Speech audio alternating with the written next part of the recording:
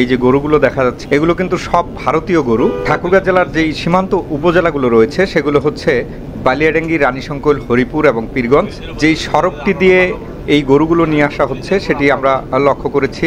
শুক্রবার 23 মে বিকেলে ঠাকুরগাঁও জেলা শহরের দিকে প্রবেশ করছিল ট্রাক ভর্তি যে ভারতীয় গরুগুলো, এগুলো কিন্তু আমরা দেখেছি।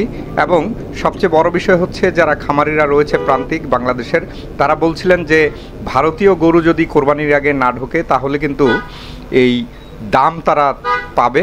আমরা যেটি লক্ষ্য করছি যে ভারতীয় গরু দেখা যাচ্ছে এবং ট্রাকে করে এই গরুগুলো নিয়ে যাওয়া হচ্ছে ঠাকুরগাঁও জেলা শহরের ভিতর দিয়ে, হয়তোবা কোনো বাজারে নিয়ে যাচ্ছে এমনটি কিন্তু হতে পারে।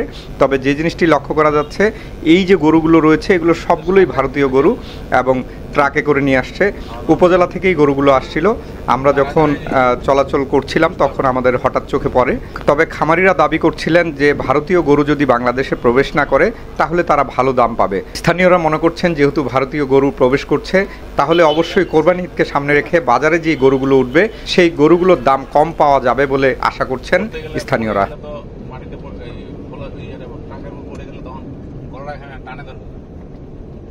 অনেক